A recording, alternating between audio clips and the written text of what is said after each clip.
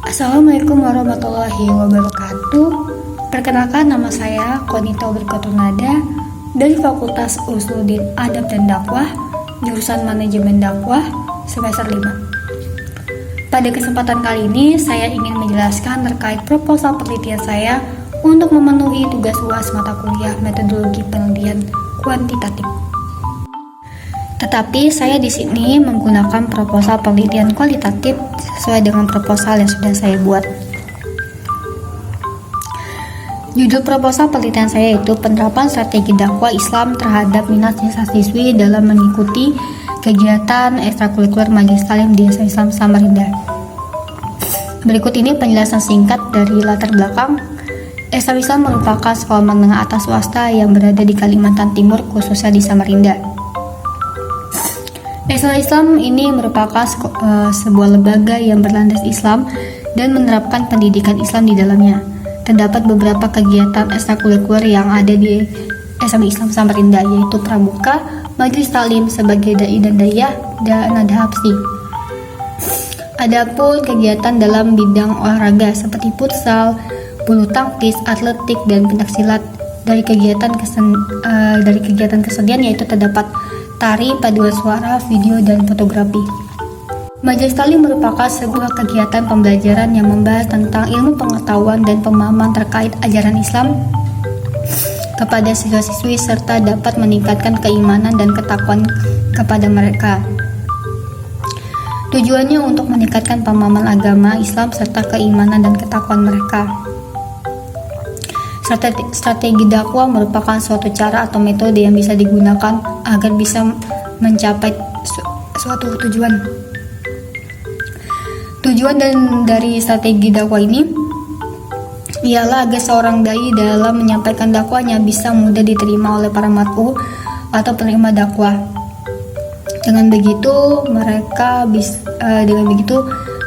penerima dakwah ini akan lebih mudah memahami dan mengenal tentang ajaran-ajaran Islam, sehingga mereka ini bisa mendekatkan dirinya kepada Allah, melakukan hal-hal yang baik dan menjauhi setiap larangannya.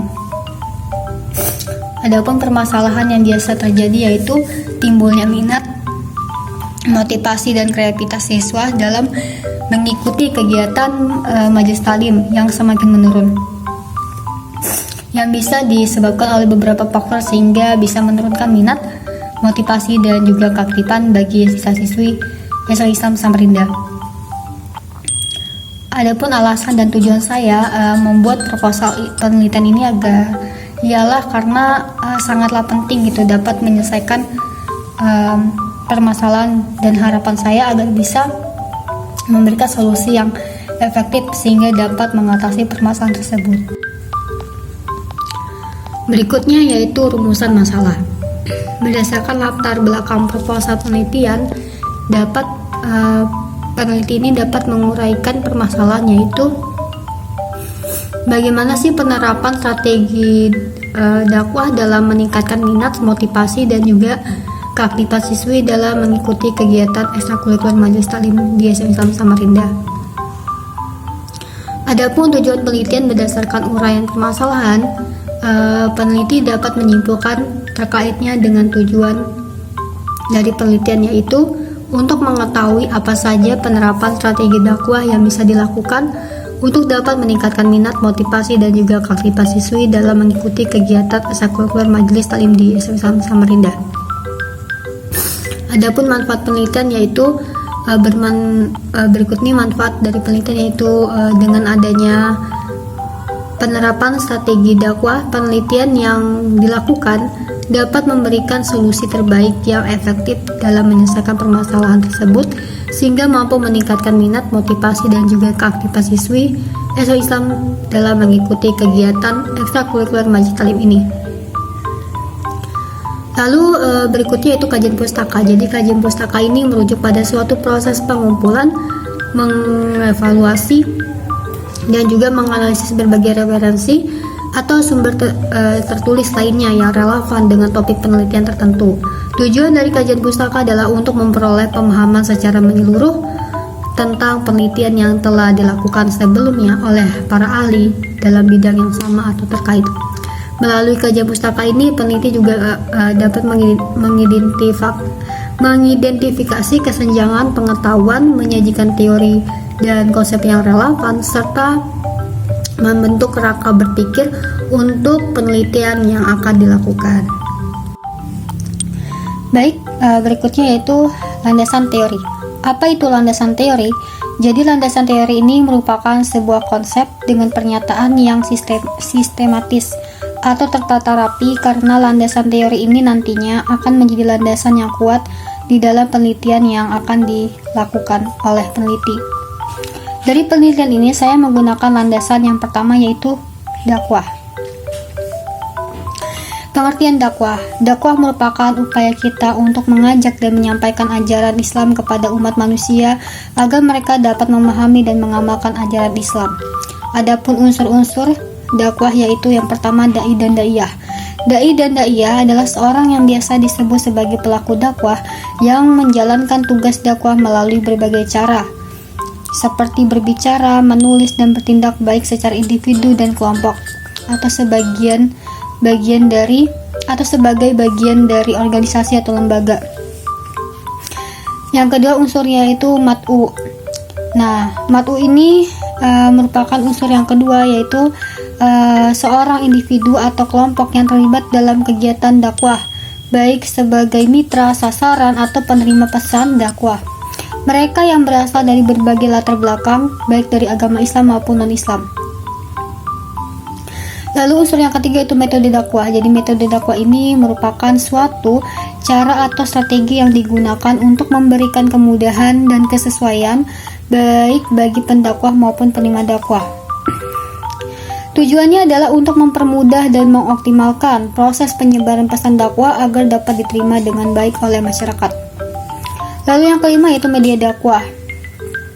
Jadi media dakwah ini merupakan sebuah alat atau tempat yang digunakan untuk para dai dan dalam menyampaikan pesan-pesan dakwah dan ajaran-ajaran Islam kepada para mat'u. Lalu unsur yang keenam yaitu objek dakwah. Dalam dakwah, objek utamanya adalah masyarakat sebagai penerima dakwah. Masyarakat ini terdiri dari individu maupun kelompok dengan berbagai posisi dan tingkatan yang berbeda. Landasan teori yang kedua, saya menggunakan teori motivasi Abraham Maslow. Teori motivasi ini merupakan suatu kebutuhan yang mendasar yang harus dimiliki oleh setiap orang, yang dimana teori ini terdiri dari 5 tingkatan, yaitu kebutuhan fisik, kebutuhan rasa aman, kebutuhan sosial, kebutuhan pengakuan atau harga diri, dan kebutuhan aktualisasi diri. Berikutnya yaitu metode penelitian. Metode penelitian merupakan pendekatan atau strategi yang akan digunakan untuk dapat mengumpulkan informasi atau data yang diperlukan dalam sebuah penelitian. Dalam kata lain, metode penelitian ini dapat kita katakan sebagai suatu cara atau sebuah proses bagaimana penelitian ini dapat kita lakukan. Yang pertama, jenis penelitian yang akan digunakan dalam penelitian ini ialah penelitian deskriptif kualitatif. Penelitian deskriptif kualitatif ini merupakan suatu metode penelitian yang bertujuan untuk memberikan gambaran secara mendalam mengenai tentang fenomena atau peristiwa yang sedang diamati. Yang kedua yaitu waktu dan lokasi penelitian. Penelitian ini akan dilakukan pada hari Jumat pada saat berlangsungnya kegiatan majelis taklim dan lokasi penelitian di SMA Islam Samarinda. Lalu yang ketiga, sumber data. Dalam sebuah penelitian bertujuan untuk menemukan informasi data yang didapat secara jelas, lengkap, dan juga akurat mengenai suatu objek yang ingin diteliti. Dalam penelitian data, sumber yang digunakan ialah data primer. Data primer dalam penelitian adalah sumber data yang diperoleh atau dikumpulkan secara langsung oleh peneliti atau sumber yang menghasilkan data untuk pertama kalinya. Lalu berikutnya yaitu teknik pengumpulan data. Ini merupakan metode atau cara yang bisa digunakan untuk mengumpulkan informasi atau fakta yang relevan dalam suatu penelitian atau analisis. Teknik pengumpulan data terdiri dari 3 teknik. Yang pertama, observasi. Observasi merupakan kegiatan yang dilakukan untuk mengamati suatu peristiwa atau fenomena yang ingin diteliti secara sistematis. Yang kedua, wawancara. Wawancara merupakan metode yang dilakukan dalam sebuah penelitian dengan cara memperoleh atau mendapatkan sebuah informasi secara langsung dari responden dalam suatu penelitian. Yang ketiga, dokumentasi. Dokumentasi merupakan teknik pengumpulan data yang dilakukan dalam sebuah penelitian yang melibatkan penggunaan dokumen yang digunakan sebagai sumber informasi secara tidak langsung terkait subjek penelitian. Berikutnya, keabsahan data. Keabsahan data dalam penelitian merupakan hal yang paling penting yang harus dilakukan yang bertujuan untuk dapat mengetahui apakah data yang didapat itu sudah termasuk data yang akurat dan sudah teruji kebenaran. Berikutnya, analisis data. Analisis data adalah suatu proses sistematis yang dilakukan untuk menggali dan mengatur data yang diperoleh dari wawancara, catatan lapangan, dan dokumentasi. Yang pertama ada reduksi data. Jadi di analisis ini ada reduksi data yang dimana mereduksi data ini merupakan sebuah proses penyederhanaan hasil data yang telah diperoleh yang bertujuan untuk data tersebut dapat diringkas sehingga data tersebut bisa lebih teratur dan lebih mudah untuk dianalisis. Yang kedua, display data atau penyajian data. Penyajian data ini adalah langkah yang dilakukan setelah melakukan reduksi data.